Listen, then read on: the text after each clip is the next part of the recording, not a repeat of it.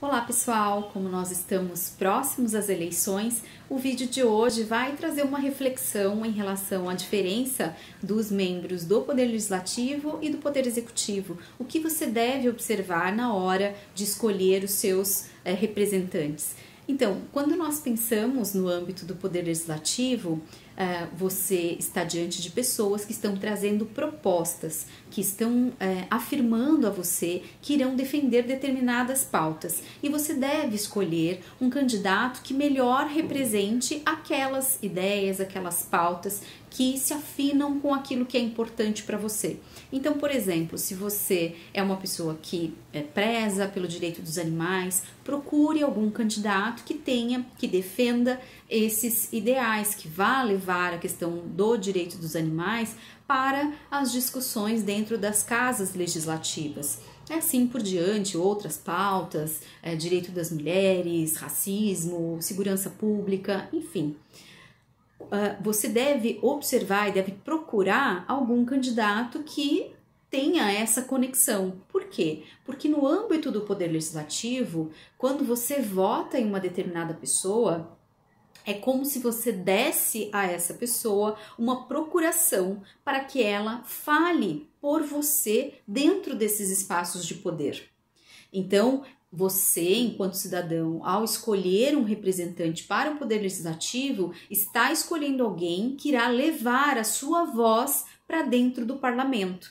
Por isso, é extremamente importante que o cidadão não deposite seu voto e abandone aquela pessoa que foi eleita. Você precisa acompanhar o mandato, precisa cobrar o seu representante para que ele realmente cumpra aquilo com o qual ele se comprometeu com você. Por isso, você deu esta procuração a ele.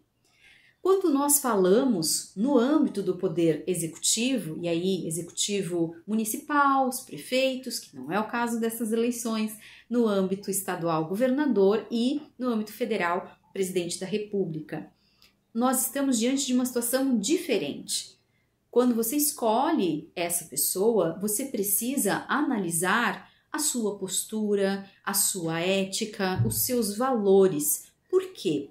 Porque por mais que essa pessoa também traga algumas pautas que lhe são caras, que a pessoa prometa que ela vai dar foco em determinadas coisas, isso é absolutamente natural. Contudo, o que acontece? O chefe do Poder Executivo, ele tem a função de administrar aquela região, seja o município, seja o estado ou o país como um todo. Então, essa pessoa, ela, ao ser eleita, ao ser investida no cargo, ela deixa de ser aquele candidato e passa a ser aquela instituição, o prefeito, o governador e o presidente. E ao contrário dos membros do Poder Legislativo, que seguem representando aquelas pautas e estão vinculados com quem o elegeu, no sentido de dar voz àquelas pessoas específicas, o chefe do Poder Executivo, ele vai governar para todas as pessoas, para quem votou nele, para quem ou nela, e para quem não votou. E a função do Poder Executivo é produzir o maior bem para a maior quantidade de pessoas possível, é perseguir o bem comum. Através das suas posturas, através das suas decisões, é isso que este chefe do Poder Executivo precisa buscar. Então, por mais que ele tenha essa vinculação com determinadas pautas, o que você precisa observar nessa pessoa é especificamente os valores que ela carrega, que ela traduz através das suas posturas. Por quê? Porque diferentemente do Poder Legislativo, no qual você dá uma procuração e aquela pessoa se vincula com você em levar aquelas pautas adiante, no âmbito do Poder Executivo, você dá um cheque em branco. Embora cheque já seja uma coisa bastante ultrapassada, as pessoas mais jovens vão ter que procurar no Google o que é, mas a grande parcela da população ainda se recorda desse instrumento utilizado aí pelos bancos. Então, se você assinava um cheque em branco e dava para alguém, você tinha que confiar muito nessa pessoa, porque ela podia colocar o valor que ela quisesse para depois sacar da sua conta. Então, há uma relação profunda de confiança com o que a pessoa vai fazer,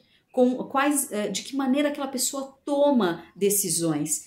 a forma dela se conduzir é uma maneira que leva à pacificação social, porque ela terá e estará em uma posição em que muitas pessoas tomam como referência, tomam por referência a postura daquele líder político que está investido naquele cargo.